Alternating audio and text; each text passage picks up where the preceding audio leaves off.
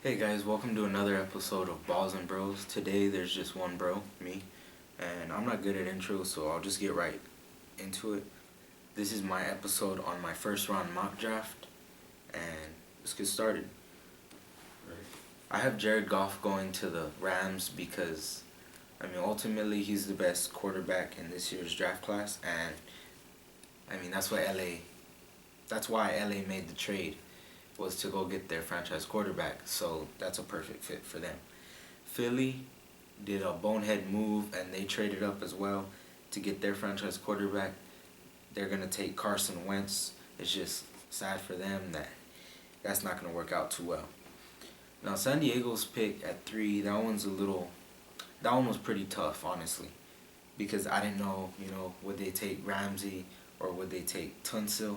It was kind of hard, but ultimately I made the decision of picking Tunsil for them because they've been on the need. They've had a need of offensive tackle for a long time, and Tunsil is one of the best prospects out there in a very long time. So I have them taking him to protect Philip Rivers' blindside.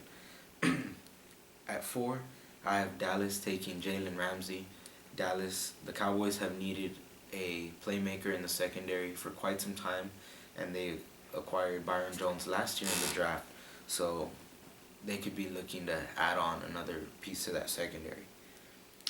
At 5, I have the Jacksonville Jaguars taking Miles Jack. They have a few pieces now up front, like Malik Jackson, and they have Tashawn Gibson in the secondary. So, and Prince Mukamara. So Miles Jack could really complete the defense at every position, at least where you can have one player, one playmaker. So that's why I have him going there. I have Baltimore taking DeForest Buckner, and this is a good pick for them because they've been on the search ever since Ray Lewis and that regime left. So DeForest Buckner is a good pick there. I have San Fran taking Rooney Stanley, and Stanley is one of the best offensive tackles in a long time, in my opinion. Um, he's a great lineman. So, and San Fran needs an offensive tackle, so this is a perfect fit for them. I have Cleveland trading with the trade down. I actually have them landing Joey Bosa, which is pretty good for them because they trade down, get picks, and yet still get one of the best prospects in this year's draft class, Joey Bosa. I have Tampa Bay taking Vernon Hargreaves, the best coverage corner in this year's draft class. And this is a great move for them because they're pretty young on the defense and they have a lot of pieces. But ultimately, Hargreaves can complete the secondary or give them something to build off of. At 10, I have the Giants taking Laquan Treadwell. They already have Odell Beckham Jr., one of the best receivers in the league. So if you have that, why not add the best receiver in this year's draft class to pair him with Eli Manning? And they've already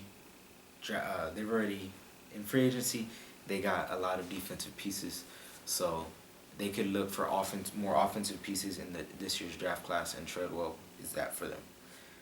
Chicago, I have them taking Shaq Lawson, one of the better pass rushers. This is a need Chicago has had for a long time, and Shaq Lawson can get that done for them. I have New Orleans taking Ashawn Robinson, the defensive tackle from Alabama. A lot of people would disagree with me with this pick just simply because they think that there's better defensive tackles, but ultimately Ashawn Robinson is the player that I see the Saints taking because he's been the most productive. And then I have Miami actually taking Ezekiel Elliott. A lot of people have him in the top 10, top 5, but I have him falling all the way down to Miami. And Miami, they've said that they're pretty steady on their running backs. They like their young guys like Jay Ajayi, but after losing Lamar Miller, I'm not sure you put that much trust in that player.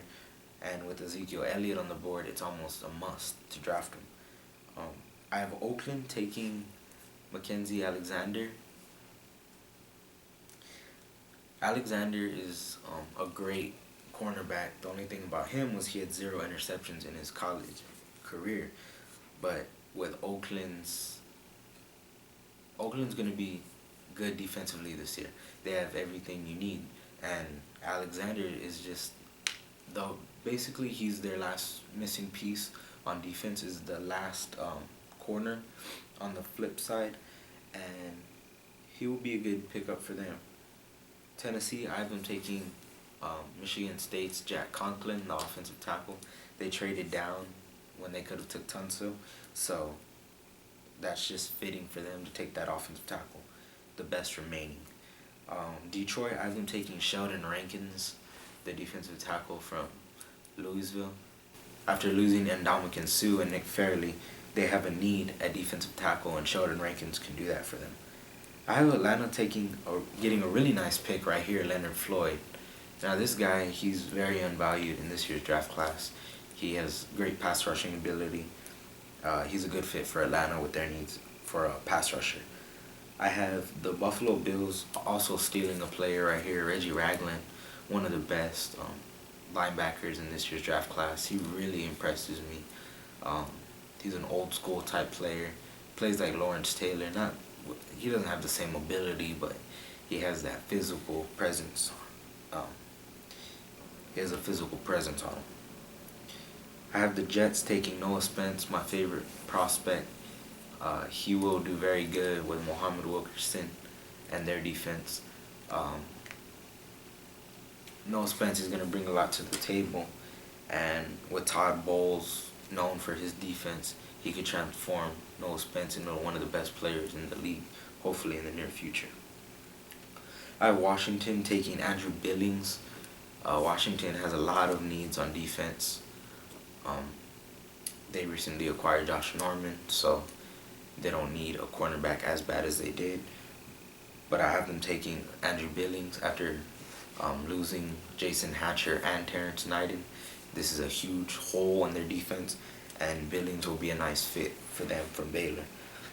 I have Houston taking the Baylor star Corey Coleman, to pair with DeAndre Hopkins and give Brock Osweiler someone to throw to besides Hopkins. I have Minnesota taking Josh Doctson. This was kind of a hard pick too, because between Doctson, Fuller, Coleman, you didn't really know where they were going to go. So I have Minnesota taking Josh Doctson, and with the next pick, I have Cincinnati taking Will Fuller, who, in my opinion, is one of the better receivers too. I think he's going to have a lot of success in this league. Pittsburgh, I have them taking Eli Apple, one of the better coverage corners in this year's draft class. They have a huge need for players in the secondary, and he can really provide that for them. I have Seattle taking Jarran Reed, Ashawn Robinson's teammate, both defensive tackles from Alabama. This is a good fit for Seattle. They like taking big guys on defense, so he'll be a great fit there. Green Bay, I have them taking Jonathan Bullard. He's a pretty good pass rusher, and he can give them what they want on defense. Kansas City lost Sean Smith, one of their best cornerbacks. So I have them taking another cornerback in this year's draft class, William Jackson. William Jackson is a cornerback that's not really talked about, but that's kind of what the Chiefs do. They get these players that kind of fly under the radar, and they'll get him to fit well in their defense. Arizona, I have them taking Ryan Kelly, the center. And this one's kind of big. Why would you take a center in the first round? But the Dallas Cowboys did it just a few years back, and everyone was mad.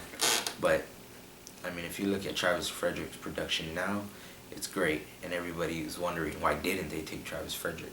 And with Ryan Kelly, a lot of people are actually comparing him to Ryan Khalil, who's also another dominant player, another dominant lineman. So for Arizona, this could be a great move for them. Carolina, I have them taking Kevin Dodd. They lost in the Super Bowl to the Broncos, and with Von Miller, DeMarcus Ware, Malik Jackson, all these guys, Derek Wolfe.